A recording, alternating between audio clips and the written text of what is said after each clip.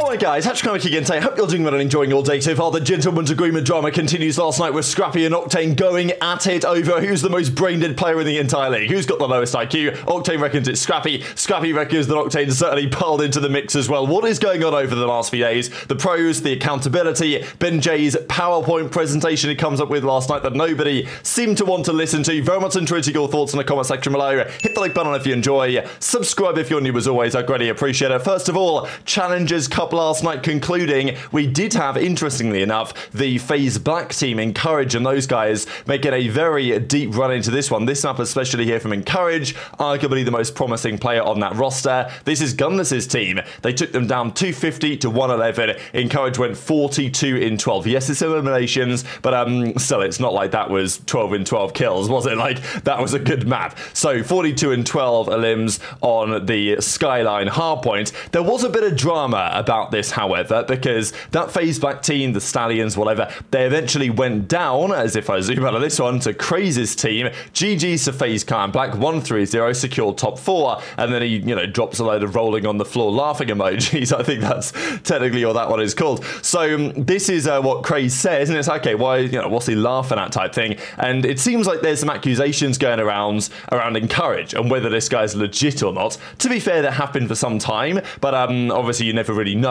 There have been players that have been notable in challenges and elsewhere that have been cheating. Jimbo certainly springs to mind, but it's difficult to say without, concrete proof or anything what's going on. But this guy CJ says, yo, at Huke, at Fellow, you guys need to require Encourage to basically every game restart his game on stream before the match starts every map. I used to hack with this guy, and he's the one who told me about stream proof cheats 2 years ago. His closet, yacked. Basically, this guy's hacking. Just do what I said and you'll win. And then Fellow says, Tomas, do you see these allegations at Zoomer? And obviously this is a clip from this is a clip on Rio here from last year when Nadeshot's getting absolutely farmed through a smoke. So I don't know, it's interesting. I just thought I'd put it out there for you guys. This was like the kill cam anyway. And yeah, I mean, have a look at this one. It's definitely an interesting little, what do we think about this little mid-air snapper? I don't know. That's looking a little bit interesting to me. So yeah, intrigued to your thoughts on the comments below on that one, but it's been going around anyway.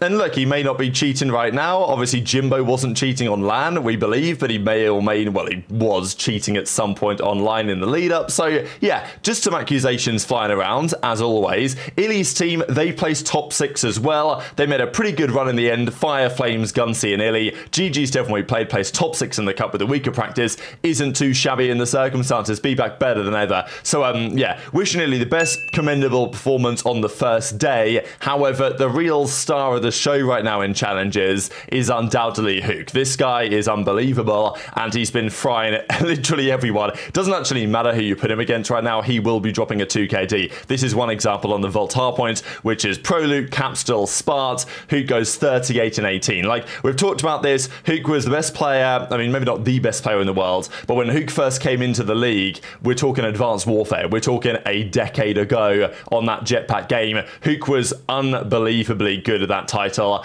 and I don't think we've ever seen a version of Huke like that again since. This game, the way the movement is probably the most similar game we're going to get to a game like Advanced Warfare, until maybe there's jetpacks coming back in the next couple of years. But, this game in terms of movement is a game that will suit Huke well, and we've seen that in spades over the last couple of weeks. Fellow, 2 real Mercules and Neptune, they get absolutely slammed, 80-point clubbed on the Vault hardpoint. And we actually saw this clip, I'll share for you guys in a second here, when iLLeY reverse swept that Cruises team, and there was a bit of drama. Basically, iLLeY's like chirping these guys, saying imagine choking a 2-0 lead because they swept them, they reverse swept them, and then the other boys were fighting back and saying, you guys are popping pills and all this. So classic COD drama, which I'll share for you guys in a second. But the champions did end up being Huke, Spart, Cap, and Prolute. So yeah, that's a serious team.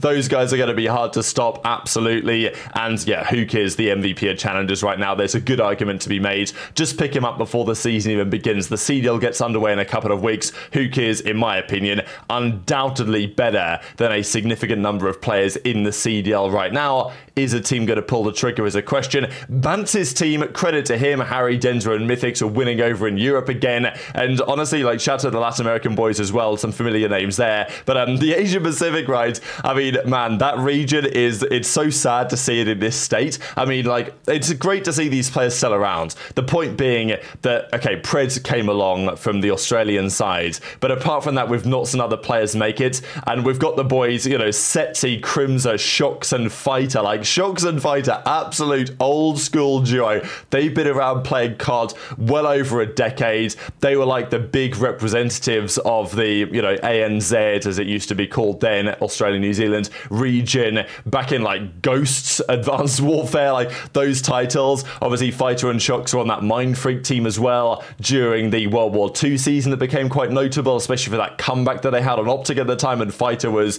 talking all that trash. Man, yeah, legendary players. Cool to see them still around, actually, and still collecting a bit of a paycheck, although it's not obviously going to get them back into the CDL necessarily. We've got to talk about some of this GA drama, right? Because, you know, we know I'm fed up with the pros, and we know that the league and Activision and Microsoft, they don't help things, but the pros certainly don't help things either, right? I think the way that they deal with things, and it was hilarious last night, because people have talked about the snipers being way too strong. You know, what are we talking about? The snipers are too good, they've got to be banned.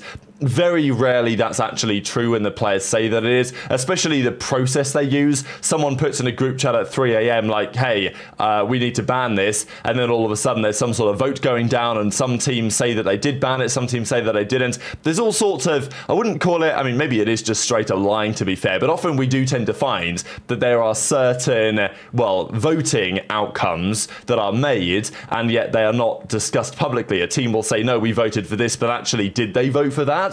I'm not always sure that I can believe them, to be honest. So the sniper's banned by the pros right now, not officially in the CDL rule set, but of course, you know, that will then get reflected by the CDL rule set down the line, or it doesn't really matter, because if the pros don't use it, they're not going to use it. But like, everyone agrees from a playing perspective and from a watching POV, snipers are more fun to watch. I also don't really know what happens to the idea of just using another sniper to counter the other team's sniper. Like, it doesn't seem like rocket science to me. It used to be the case in Black Ops 4. If the other team's got a good sniper going, you are allowed to pull out your own guy and counter that guy down. And this was hilarious, because the pros have been saying, oh, well, the smokes are busted, and therefore you can't use the snipers because there are crosses like this, which you simply cannot cross because the snipers are too strong. And that may have been true in other COD titles, such as in maybe Cold War. But in this game, the way that it currently is, the movement as it is, and also just the snipers in general, especially if you've got no attachments on it,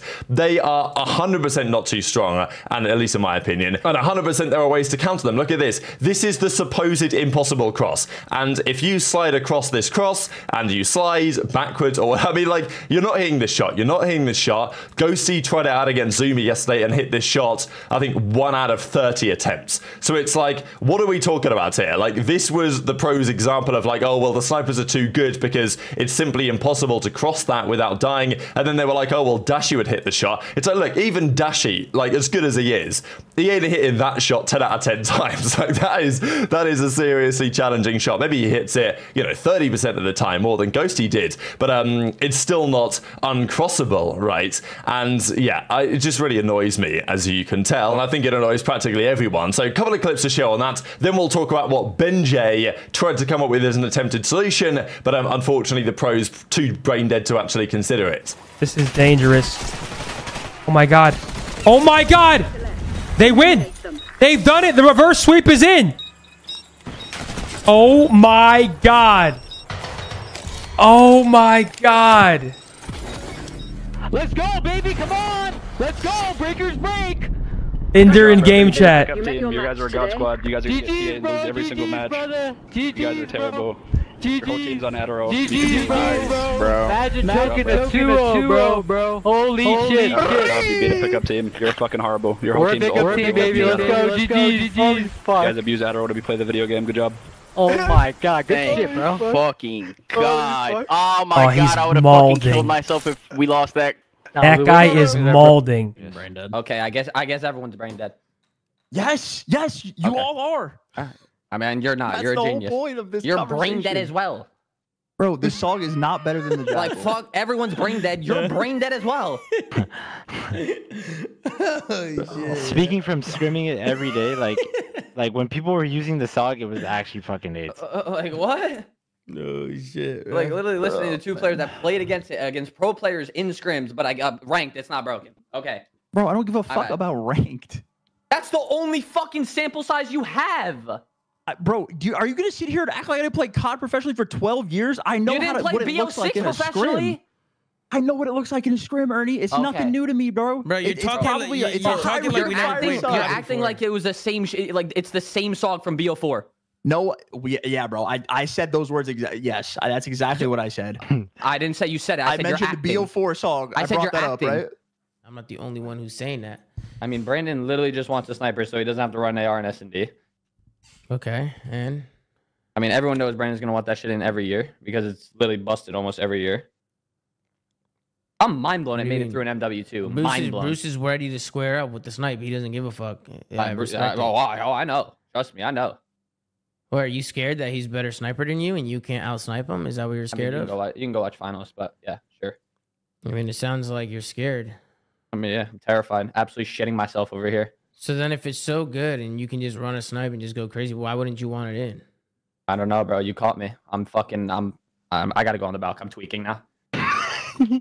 Tommy, truly, I don't give a fuck. Got his ass. Got his. Go ahead, go smoke a bowl. Go smoke a bowl. I know I did. I got me. I got you. I'm going to get fucking blasted. Go smoke a J and come back. Go smoke a J, son.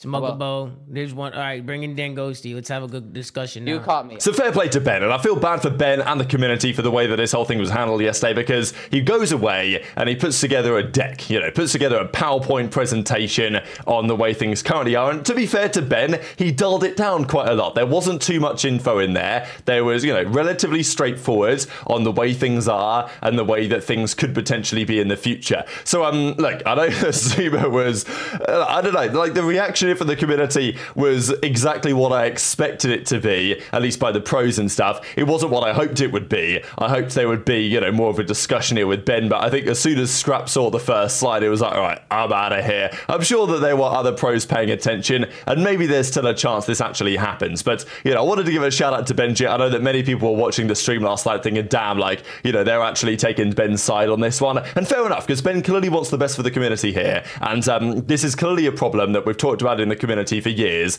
Ben's got a potential solution for it. The pros don't want to listen to him, maybe because it's Ben, maybe just because they can't be bothered, which is more than likely your answer. So right now there are 12 team representatives in a group DM that nobody has access to. There isn't really any debate before the voting starts. If 9 votes pass, then it's done, and once a GIA happens, it's locked in, right? Nothing changes. So BenJ's solution is you have a committee, and you have something like this. You have voting members, so 12 voting members, 1 representative from each CDL team. Teams can dictate their own process for who they select, whether it's the captain, coach, whoever. You then have an advisory board, community members trusted to advise on motions. Members are nominated and then term approved by voting members. So, this is where you talk about Merc or TP or Nature or even Zuma or, someone like Enable, maybe someone like that who would, former players mainly that would be on the advisory board. Maybe BenJ gets nominated. I don't know about that. Then support functions, a chairman to establish order, sounds like BenJ, schedule meetings, handle other executive functions, secretary to take notes. So, Ben's gone hard on this and he's put it together as he wants to see it potentially run. And then he says, okay, you submit a motion by a voting member for community review or for committee review and seconded by another member to proceed to the next step. So motion is put forward, hey, we should ban the SORG, we should ban the snipers, and then in the next meeting, they then discuss it. Because I think, this is the way that adults would do it, isn't it? Let's be honest here. But are there adults in the scene? And this is always what Slasher had to say, is he's like, look, there are no gentlemen left to make agreements with, right? In terms of gentlemen's agreements, there are no gentlemen remaining like there used to be back in the day. So then he comes up with his example voting process and says that, like, motion submitted to temporary ban the SORG. And I think this is an interesting idea that if you submit a motion, someone else has to say, okay, let's have a think about it. Let's second that motion. Debate on banning the SORG. They they talk about it in a meeting, then they vote on it. If you get 9 out of 12, as it currently is, which I think is probably fair, then it gets temporarily banned, then it lasts a month. And after the month, you then consider whether you either, revert the ban or whether you commit to the ban in a further meeting. His plan would be once a month, run a basically meeting in the off season, and then in the pre-season, once every week until the first match week. During the season, you then run it during your break week, so you're kind of talking about it every every few weeks to a month or so, and then you can obviously call emergency meetings if necessary. And this is a whole diagram that he came up with here as well, a flowchart, where he's like, okay, a motion is submitted, you have a temporary restriction, then a trial period. Either the devs can then fix it during the trial period, moving to either a permanent restriction or removing the temporary restriction. So I mean, look, Ben's killed it as far as I'm concerned. Other people are going to laugh at this, and people obviously were in the chat yapping all over the shop. But I do look, fair play. What Ben's trying to do here is commendable, and it would be for the betterment of the scene, undoubtedly, in my opinion, if this actually happened. And, people are going to talk about it, right? Because at the end of the day, Scrappy and many others weren't really taking this proposal especially seriously, and it doesn't seem especially likely this is actually going to happen. And obviously, Scrap and Octane are going at it as well. Even Kenny commented on this, and this was the response here. People were saying like, these guys who play video games for a living can't even spare 20 minutes a week to talk with other reps about how to make the game better. It's absurd. No gentleman left, and Kenny's laughing about it, right? Because he probably agrees. And but then Ben says, like, are you agreeing with the point, or what are you saying? And he's like, look, I'll talk about it tomorrow. I've got to catch up on exactly what happened tonight. And then Kenny will maybe get in the mix and try and help this situation. I think we can get there. Like, I'm actually semi-confident that we can find a way to improve the situation right now. But yeah, BenJ is fighting an army, it seems. So very much intrigued to your thoughts in the comments. Hit the like button if you enjoyed. Subscribe if you're new. Take care, and I'll see you next time.